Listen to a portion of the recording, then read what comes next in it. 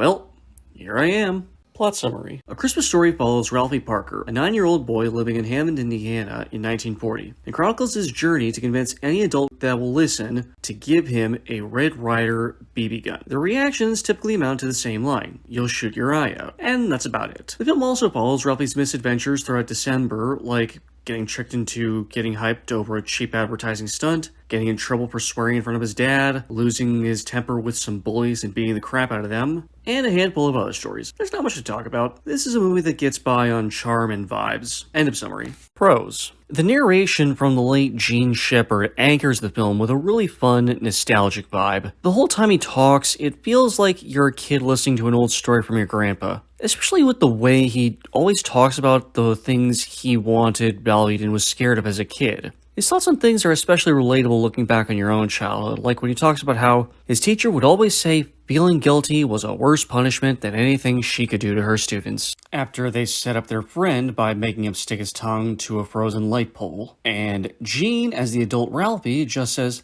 "That's baloney.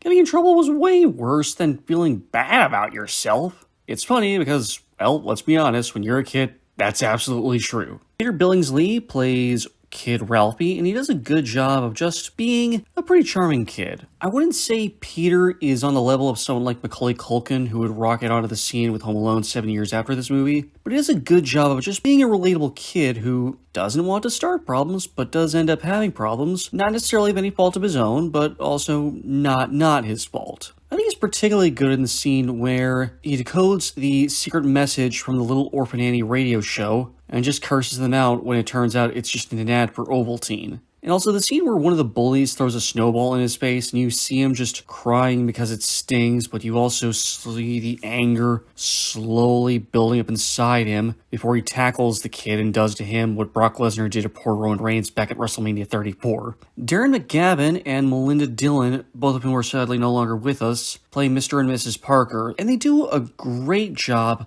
of grounding the film by just being the parents. They do a good job of just being the adults who have their flaws, but do their best to make sure the kids are taken care of. And I especially like that while both parents aren't very lenient with their kids, they'll also occasionally both throw them a bone, like when Ralphie's mother hears the boy cursing up a storm while he wails on the kid who was picking on him, and while she does pull him off the kid, she also doesn't tell his father that he was swearing. Or like at the end of the film where Ralphie's father gets him the Red Ryder BB gun he wanted so badly. These are both really sweet moments and I appreciate them. The movie has a nice understated humor to it. Some aspects of it have aged a little bit poorly, like Ralphie having a daydream where he's a TV cowboy, and after he takes care of the bad guys, he spits out a bit of chewing tobacco. Maybe I'm just an easily triggered millennial who's needlessly offended by the tougher standards of the 1980s, but I could do without that. Aside from that though, I really enjoy the humor of the film.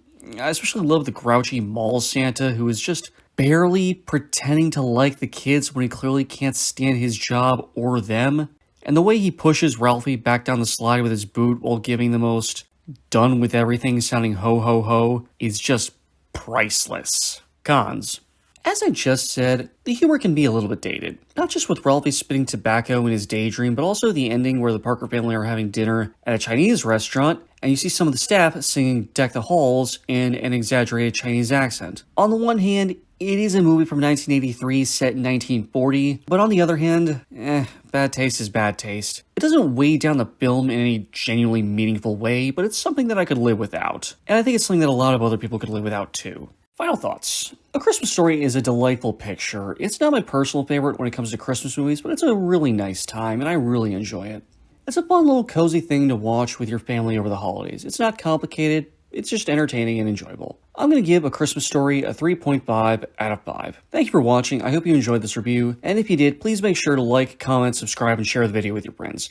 If you like this review, then you can feel free to check out my previous holiday reviews. I just did videos discussing Elf and the TV movie 12 Dates of Christmas, and I did a comparative review for Mickey's A Christmas Carol, The Muppet Christmas Carol, and Disney's A Christmas Carol, starring Jim Carrey, just last year. And the year before that, I did a retrospective on the Home Alone series. But if you're not in a festive mood, I've got plenty of reviews for the Yu-Gi-Oh! Series up. There's a video for the entire original Duel Monsters anime, the first season of GX, and all 3 Yu-Gi-Oh! Movies, plus lots and lots of comic book movies.